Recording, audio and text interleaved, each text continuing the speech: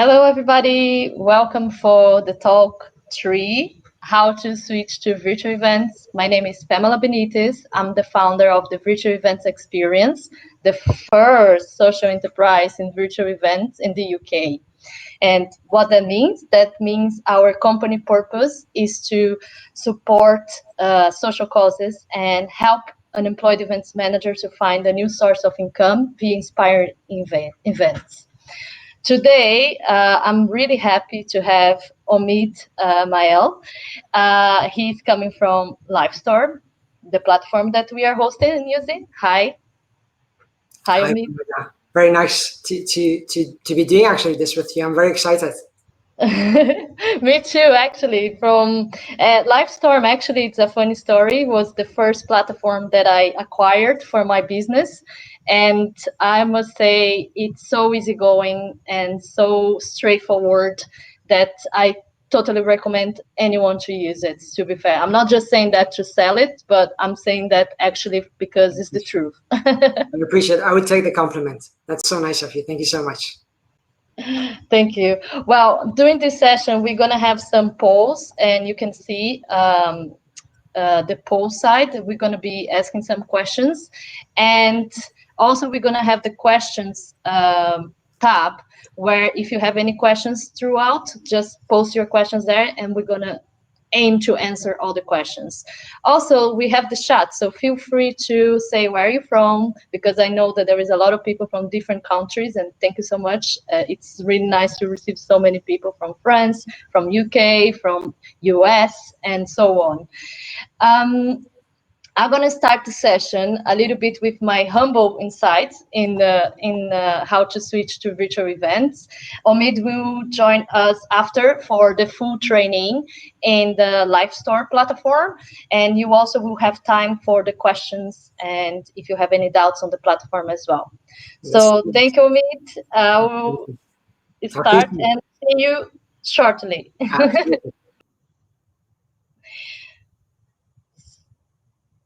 So I think we should break how to switch to virtual events in steps, because that makes easier. At least for me, I'm very step-by-step person. And the first step would be definitely, well, what is the event? What do you want to do? And what is the idea for the event? And from that, we're going to pass to the target and objectives. And I think sprint for now seems really basic and simple, but that is what was live event, and we've done it, and we still use it actually for our virtual events and how we switch to virtual events. After we decide the target and objectives and the event, what we want to do. And if you are an agency like me, normally you would receive that from your own client. You need to start to think, well, what platform could work and match with the event itself that you want to. And you need to think about, what is going to be easygoing for people to use. And I think nowadays a lot of people come back to basics, and you need to understand well your objectives and targets so you can choose wisely which platforms would work well. I would say, for example, if you are looking for leads generation, online training, easygoing throughout the year, that you want to quickly set up an event from day and night, because as we notice, a lot of virtual events now turnaround is so fast. Livestorm is here, is there, it's really straightforward, and you can definitely set up your event easily. If you want face-to-face networking, you have such good platforms. I came across with Omid and Remo, and really works well if you have the networking, the face-to-face human side. And of course, the activities engagement, you have Zoom, you have Microsoft Teams, you have Blue Jeans, and Summit and Conference, Swapcart, and so on. What I want you to understand is you need to understand well your objectives, your target. That is actually the same way that we do live events.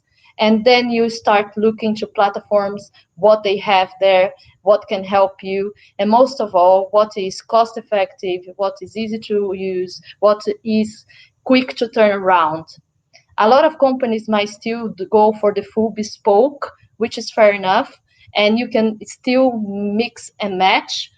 But I must say, having done events now, virtual events, I would always try to push people to make it easier, simple, straightforward. Because in the end, you need to think that who is attending needs to be capable to actually enjoy themselves and connect fast and not lose time as well. Then, of course, the content creation. Content is king, and anything, if you want to make people to come to listen, to stay, and let's face it, nobody gonna stay the whole time of a virtual event, especially if it's like a conference or a summit, unless they have good content, unless they have good interaction, unless they feel easy going, and that's the key. So choose wisely when you are creating your agenda or your content or what you want to pass on. The event organization, we are still pretty much in the same path as a live event. You still need to think a lot of things, and I must confess, for virtual events there is a lot of small details, like the size of each capability, like functionality or any branding that you need to do. So you need to think really well what is the image, and not only the size, but how it's going to behave in other and other devices, like if they are accessing for a mobile, for example. So you need to make sure that you actually see the branding side. It's a lot of hard work behind it. And technical, if you're going for studios, for example, or if you're going through others, gamification that you want to incorporate, and so on.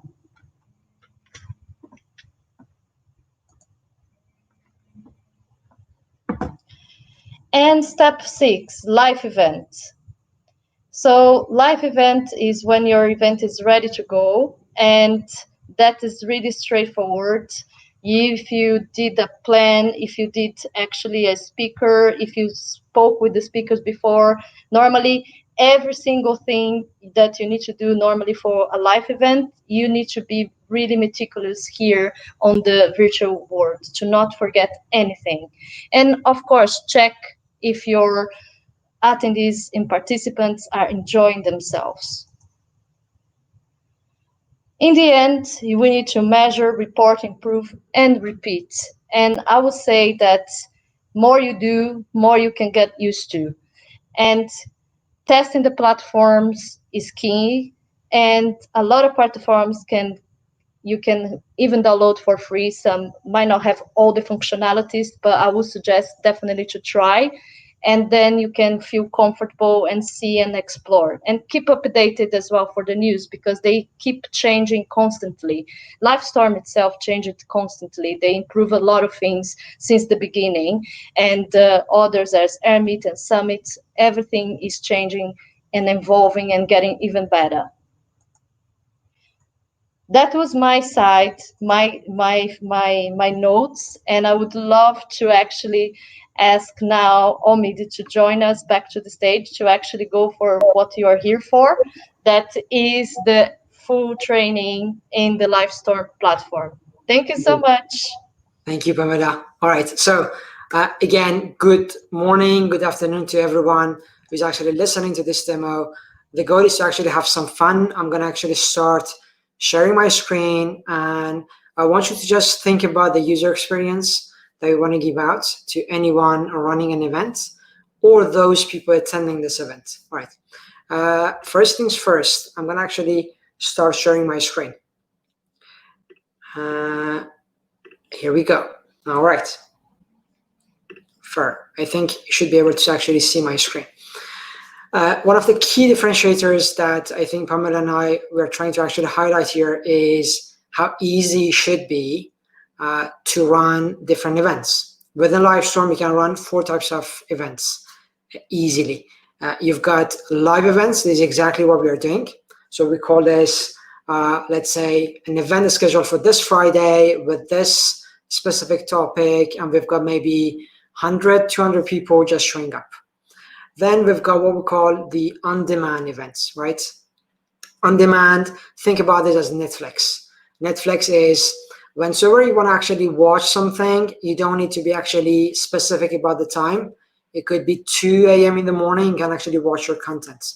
The same thing can happen when it comes to webinars, right? We can actually arrange different events to be accessible anytime, 24/7. Then you've got automated events, and then you've got what we call pre-recorded events. So let's go back actually to my share screen. Within what you see in front of you, first and foremost, we call that a workspace. A workspace is where I can have different team members connected to the very same environment. For instance, if I'm actually overseeing a team, or maybe I'm overseeing the client, I can easily add the different team members of my client's team to the very same workspace. So we're on the same page when it comes to running the events, the settings, the way it's going to look like, the branding, etc. So I have in front of me the list and the drop down of my upcoming events. But I can also see the live events, which are up and running already. I've got the on-demand events that we have, those which have ended, those that we have as drafts, and then those that have been canceled. In an ideal world, when you are running an event for anyone, for yourself, for your clients, for us, there are 4 types of different steps, 4 layers, getting you to run that successful event. The very first one is what we call the registration page. It's exactly what Pamela used actually in order to grab your attention to register for this event, right? So this registration page that you see in front of you is easily customizable. It's just a matter of some fields to be filled up. It's going to be the title, it's going to be the description of the event, the language of the event that you're going to be running. So I'm just waiting for my settings to load. And as you can see, I can easily grab the link here and share that anywhere. It could be on any medium, it could be by email, etc. So I put that actually in Italian. I'm going to actually show you how easy it is to change the language. So let's go back, put this in English. Then I've got actually the title of my event, the description of what I'm going to be talking about. Then some people would say, okay, now that you've got actually your registration page, how people are going to actually register? Very easy. It's going to be one email address, and then I can pre-qualify the lead or the audience attending my event. It's going to be first name, last name, email address, mandatory, but we can easily think about other fields. It could be a phone number maybe. It could be the company name, the city. Based on the use case that each client is having, we'll let them actually customize the user experience in a very seamless way. Once someone has registered, we are going to actually go to the next step, which is actually the automated stuff happening within one email. As soon as someone confirms the registration, Livestorm is going to be sending out the automated emails. These emails are very classic. There's going to be the confirmation email, some reminders, some follow-up emails, but you can easily customize them. You can edit the content. You can make the branding totally up to the expectations of the client, right? And within that email, you've got this tiny access webinar link, which is unique per user, and people can add the date to their calendar. So as you can see, we've got some reminders, some follow-up emails, but I can also go ahead add different templates if you want to, right? So now that I've got some people who have registered into my events, I can easily report to my clients saying, you know what, Mr. Dullet, we've been actually having maybe 2,000 visits over our registration, but we've got half of them registering. So you do have the attendees funnel. You can also see the progression of the connected attendees and the visits throughout the different dates. It could be something recurring. Maybe your client is going to be running this event every Friday or maybe every Monday. Instead of actually creating that event each time, you can add different sessions. It's like watching a series, right? Every night we can actually have a webinar. The good part about Livestorm is that we also consolidate the different data. I can easily filter any of the past sessions. I can also see the upcoming sessions that I'm doing, right? I can easily report, for instance, to Pamela saying, you know what, we've been actually having 20 different people registered for our past events. Some of them, they have been actually absent. Some of them, they have been present. And I can easily export the data within a click. All right. This was the back end of the events. And I'm going to actually look into the questions just in case there is anything that I can take. All right, so we've got actually 2 questions and Pamela is actually taking care of them. If I go back actually to the screen share, we've seen the registration page, we've seen the automated emails, we have seen the data. But the cool thing is also to see how the webinar room is actually displayed, right? As soon as I click on the webinar room, I'm going to be actually jumping into the very same stage that you see in front of me, right? I can minimize or maximize the size of my screening. I can also go back and maybe add different media. So the webinar room is essentially divided into 2 parts. On the left side, you've got actually the whole stage. This is what we call actually the stage, where people can actually jump on. We can go up to 6 people. You were having Pamela with me. We could still have 4 more people actually. These people could be added up front as guest speakers. So as you can see, if I go back to my webinar settings, and I've got an upcoming session. In 4 months, I'm running an event. Those people running an event, they could be team members, and I can also have external people. You're very likely to have a client asking you to add ad hoc someone who's going to just present without giving that person access to the account, right?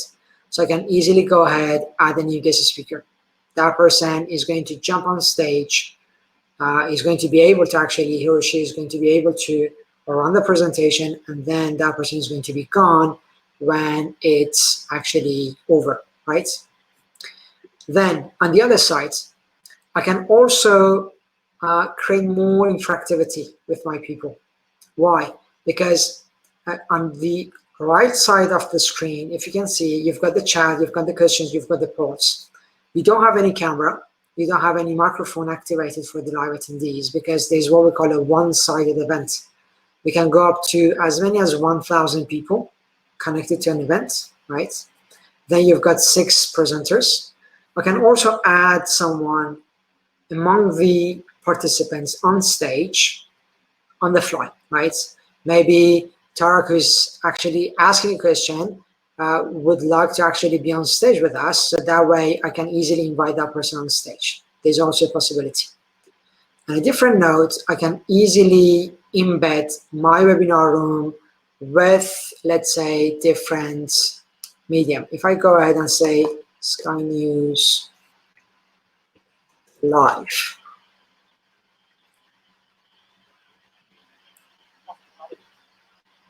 right, so here's actually what I'm going to do. I'm going to embed this into my webinar. I think we have lost the connection there to Inzamam Rashid, but we can go to Westminster and talk to our chief political correspondent, John Craig, there about the politics, because each time I talk to you, John, your list of Conservative MPs who are not looking like they're going to back the Prime Minister gets longer and longer. I can also remove that. I can also maybe upload an MP4 file. That's easily done. Why is it important actually to have everything centralized within one platform? You're very likely to have a client or eventually have a project where you're going to have an intro. So you need to actually embed an MP4 file. Or maybe you're using a studio. So in order to use a studio, you need to actually implement everything within YouTube Live and then inject YouTube Live. This is exactly what we did with Sky News into the webinar room, and then make that a private event. One more thing that I can also do is to go ahead and start sharing actually a whiteboard session with everyone. So I can go ahead and say, this is my weekly event, and I want my audience to actually engage with me. So this way I can easily have this mirror integration easily done. So what you're seeing in front of you is actually craft done by so many different participants, because we do actually different webinars on a weekly basis. So as you can see, I can easily go ahead, add different stickers, start actually playing around in order to do brainstorming, in order to do, let's say, maybe workshops, in order to do digital training. So everything can be done actually within the webinar. All right, awesome. Once I'm done, I can easily go back to my webinar, and my webinar has been recorded. So I can easily download the MP4 file. From A to Z, as you can see, we've done pretty much everything within one platform. Registration process, automated emails, the live, and then when it comes to the recording, into the reporting. And I can easily sit back and see what other people within my team are doing. If I'm happy with that, I can duplicate the very same template, and I can actually leverage that if this is actually working, or I can actually maybe create an on-demand webinar. I'm gonna actually do a quick pause here, just in case there's any questions. And Pamela has done actually a beautiful job of responding to everyone. So we're all good. All right, great. Pamela, I think that's the time you need to be back on stage with me to see what we can do for the rest of this presentation together.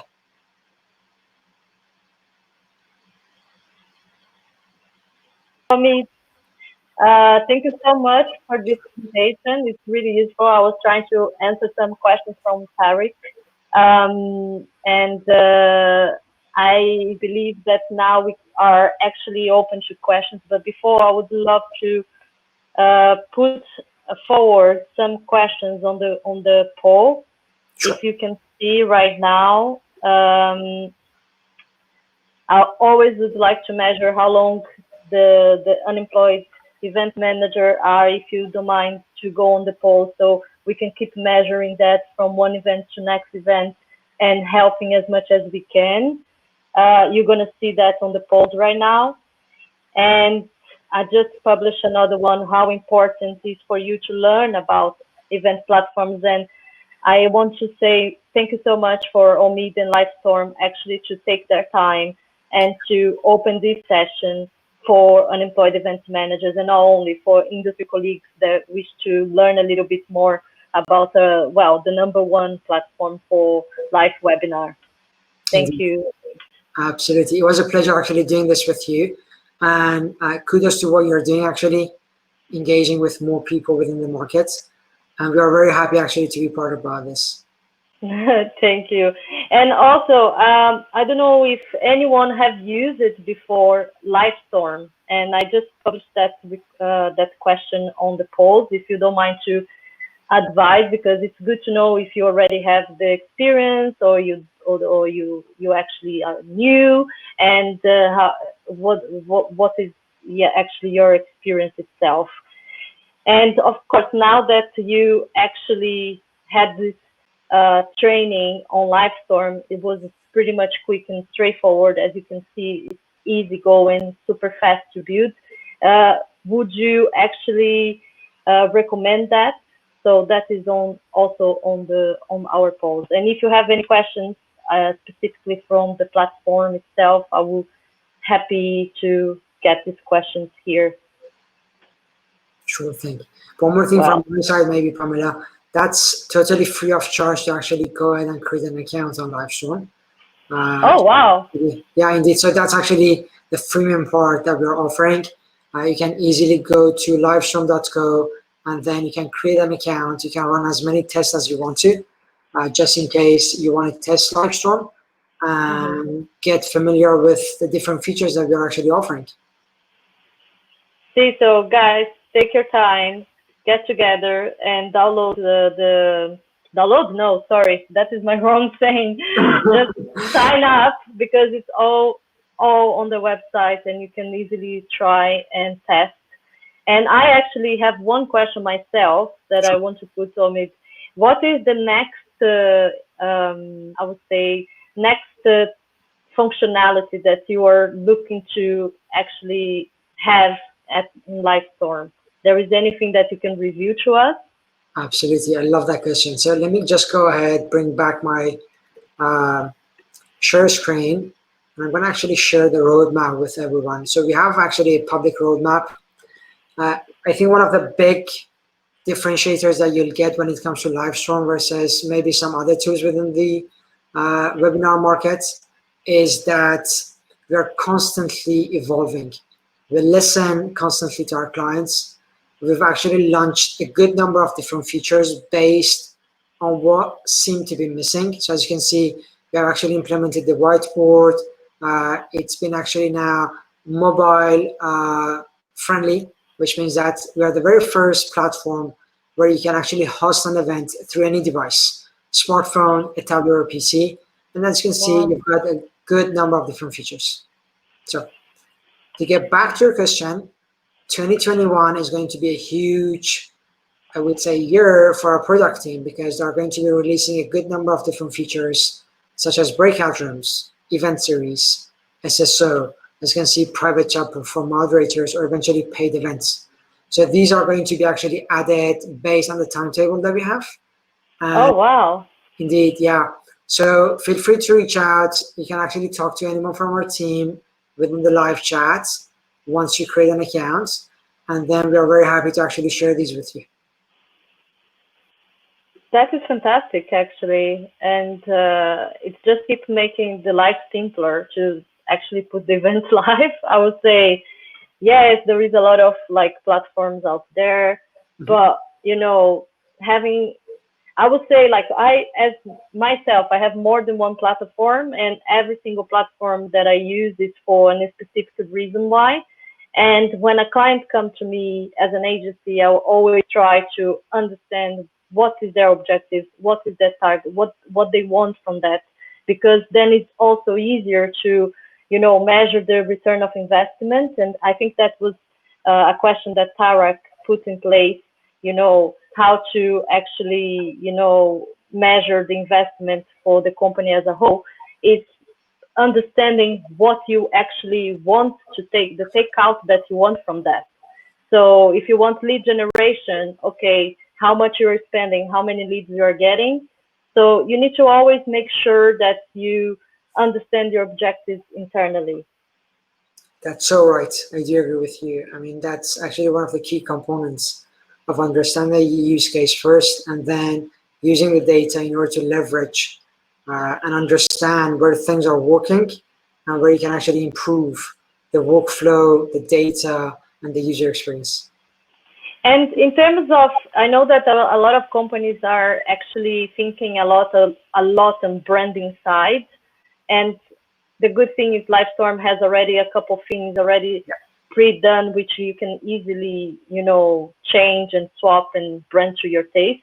There is anything extra that you would highlight on the platform that people normally don't pay attention so much that you could show to us?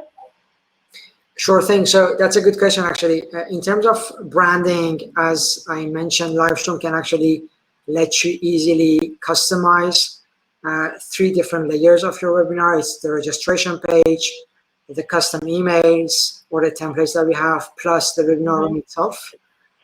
On a different note, we are actually working on this new feature, which is custom domain, which means that you can actually host the webinar within your own domain. So instead of going to app.livestorm.co, it's going to be your client's domain, which is going to be a huge game changer when it comes to hosting events, as we call it, in a white label basis. So there's going to be also a feature within 2021. Oh, that's amazing. And I don't know, there is a couple people that are here that also are looking for like a solution that can actually, you know, I would say, do different things as well. And have you came across with a very creative type of event that was done using Livestorm that you could share to us? Yeah, sure. I mean, we're actually learning constantly about the new ways and the new use cases that we're seeing within our clients' webinars. Recently, what we've discovered is that some of our clients are actually running their events that they used to do in person on Livestorm when it comes to healthcare professionals. So in the past, you used to actually send salespeople to hospitals, to doctors, in order to actually maybe showcase a product. Right now, you can actually do that within Livestorm. You can measure that. So if I'm actually overseeing a team, I can easily see how many of my sales team are actually running different events with doctors, and whether or not we're actually seeing any growth currently underway. So, I mean, in terms of the use cases, we're just constantly understanding how people are actually using that. So this was one of the big things that I've actually seen so far, and it was surprising to me how easy it is to actually change things and how easy it is to maybe connect with people that we used to do in the past, but through the very same platform.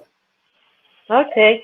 And in terms of GDPR, because, you know, it's so important nowadays, and I must say, like, everything now is GDPR orientated. And I came across with a couple of platforms that actually didn't have that concern.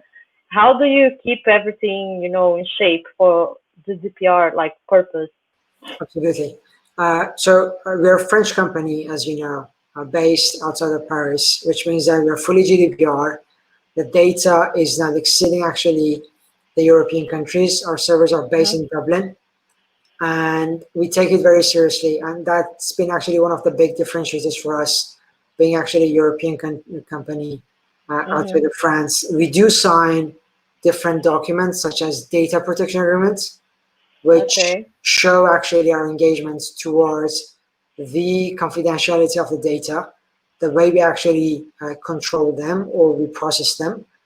So just in case there is anything to be related to these kind of, I would say, legal questions, we've been actually having different documents to ensure we're on the same page. Great.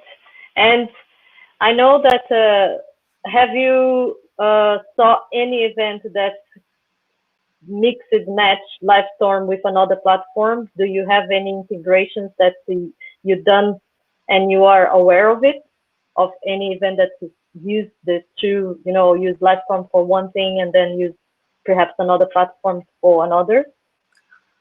I mean, right now people are trying to actually maybe do a mix of different things when it comes to live events. One of the things that we saw was actually using Trello, Livestorm, to have different questions highlighted and voted at the same time.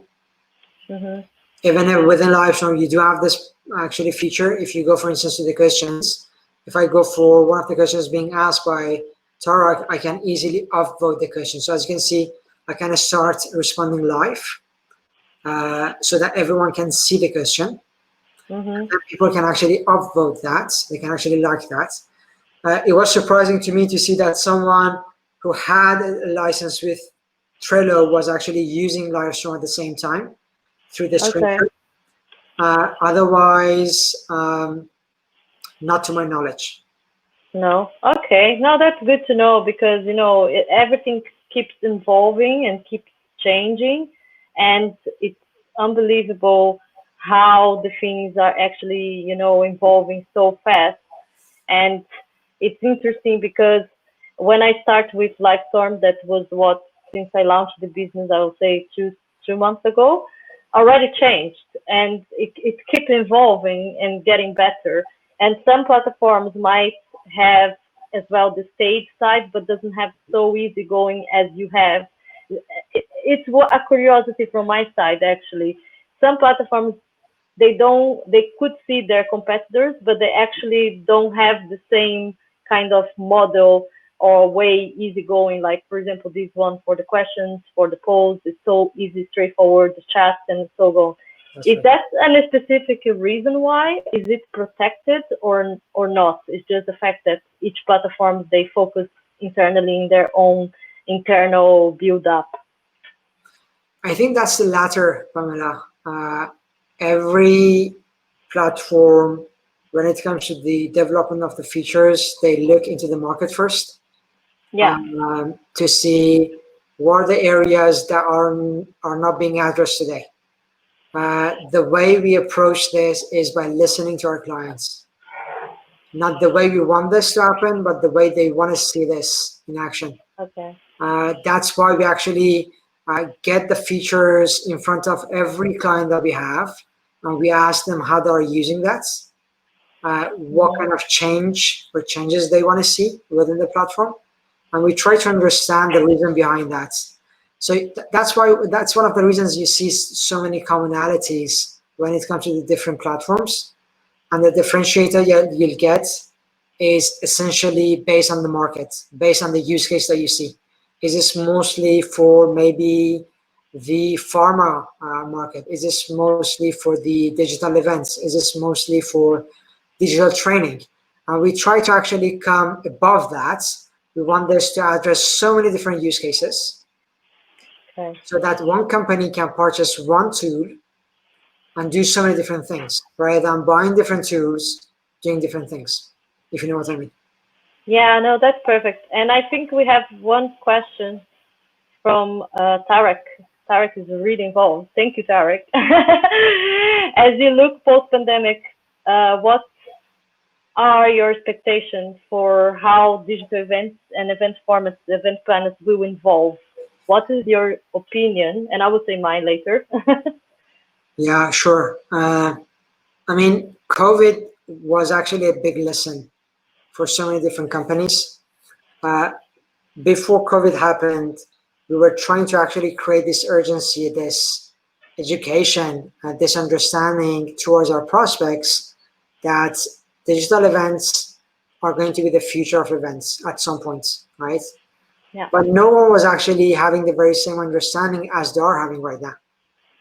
That would be too immature from my side to predict the future of digital events, because I have no idea whether or not if you're going to have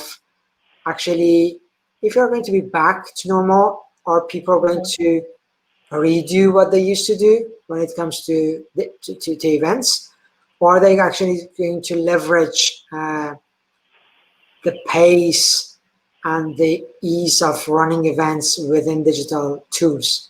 I have no idea. So I'm also going to look forward to understanding how the market is going to evolve. No comment from my side. No, I like your feedback. I must say, you know, when I decided to personally set up the business and be so straightforward for the virtual event, I do think that moving forward, companies, live event is live event, and let's face it, it's true. People want to be connected, especially after so long apart, and we hope for that this can happen, because I think everybody's tired to be at home and there is a lot of mental health stress.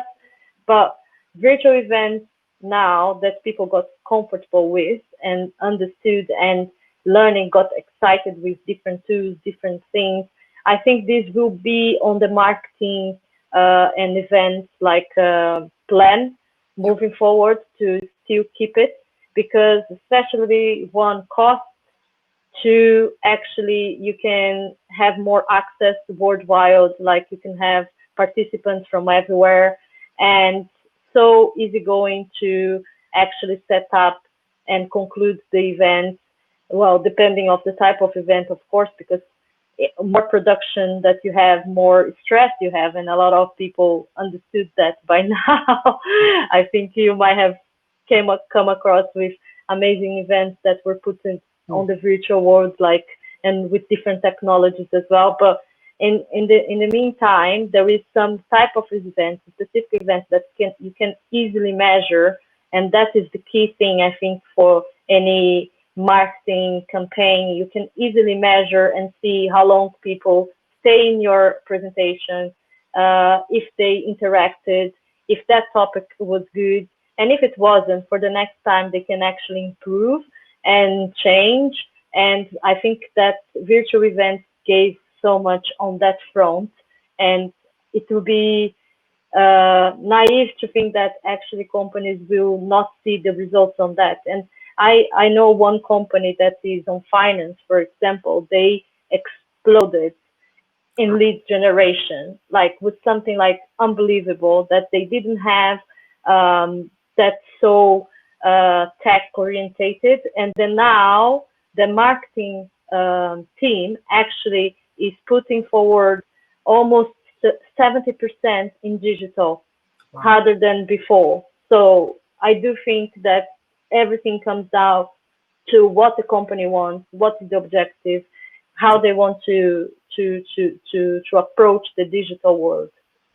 That's so true. And one of the key things that you mentioned is, I think, in terms of the budgets, how big companies are saving right now. I'm sure you know that better than me when it comes to running in-person events. The budget that you spend on digital tools, that's a fraction of what's being spent on real-time or eventually in-person events. So that's going to be also much more cost-effective when it comes to running and keeping actually the digital events. At the same time, as you mentioned, I think companies are going to be learning a lot from what's happening right now and maybe leverage the very same thing, or maybe do a mixture of both in-person and digital events. No, I totally agree. I'm just seeing another question from Tarek. Thank you, Tarek. I love questions, so you can keep coming.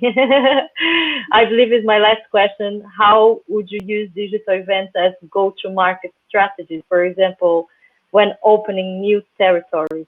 Do you want to take that one first, Omid? Totally up to you. Do you want to go ahead? Well, I could go. I don't mind. So I think that for opening new markets, it's so good that actually it's digital because you can put out there in your main platform, social platform, or main campaign or website or so on, and you will see actually the attraction from other markets. Like I put this event and I had people from France, from US, and perhaps I will never think like for a live event to invite these people because I thought, well, they will need to spend money to come to my event. And with that, you are starting to get a better reach. In fact, my company got a really good reach in India, for example. And all came down from promotion and social and interactions. And I would never thought that I will have a good, good relationship with a market that I never thought before. And now I can actually look and see, oh, perhaps I could be investing on that market. So I think that this is really important in terms for the digital event, and when you have a platform and you have a strategy that you can use and push it, you can create the content for that territory. If you want to target, imagine that you want to make an event for Germany or France, then you can actually create that, but you will also have the benefit of having other territories as well coming together and spreading the word about your company or your product and so on. I fully agree with you. I think webinars are great when it comes to brand awareness, to create actually more engagement in a very easy way compared to what you used to do in the past, running ads, just trying to go door by door or eventually create in-person events. So at the end of the day, it's going to be much, much easier to actually penetrate the market through webinars because people can easily watch your content. They can learn about you. Once they learn about you, they'll get actually to know you. They'll get to like you, right? So it's going to be much, much easier to actually buy into someone. So at the end of the day, you can call it actually tomato. That's the very same thing. It could be webinars. It could be digital events. It could be in-person events. The goal is to actually get people in front of your logo and to build some trust. If that's being done through webinars, the better. If not, I'm sure the human being is going to actually adapt and they're going to actually come up with different ideas in order to make people engage with the brand. I really like your last notes on that topic, and I would say, like, I think there is a space for everything, and who is doing the strategy in the other side needs to think about the benefits, the costs as well, and what they really want. Live events, when come back, and God, I really miss live events. They will come back. They will have their space. Digital, now I think that people are very like inside of it, and start to be more creative, because more you know and more you can push yourself as well, it will have their own space. And together also the hybrid events as well, that will be big, because I don't think that no marketing or CEO will not want to keep receiving the stats and the reports, and that's right. you know, where they can invest, and how many people converted and how many people didn't convert, or which content or product is more upbeat and upfront for their company to invest, because this is actually the way that is moving forward. Is all about reports. It's all about analyzing well and seeing the results itself. You're very on point. That's so right, indeed. Well, I think our time is up, but I would like to thank you, everybody, and thank you especially Livestorm and Omid for taking the time and for actually coming and opening this session. And I don't know if, Omid, do you have any final words or any tips that you want to share? No, I just want to thank you first for giving me this opportunity to have this discussion with you. It was so much fun running this, and thank you everyone for actually tuning in. I look forward to actually seeing more people coming through our way, and we're very happy to help you out if there is anything that we can do. No, thank you. Thank you, everybody. This session will be actually, you're going to receive it immediately. That is really a good perk. It's automatic. And you also can join on our YouTube channel, so the Virtual Events Experience. And keep tuned for the next free session, and looking forward to see you soon. Thank you. Thank you, Omid. Happy Friday. Bye. Bye-bye. Happy Friday. Bye. Thank you. Bye. Bye.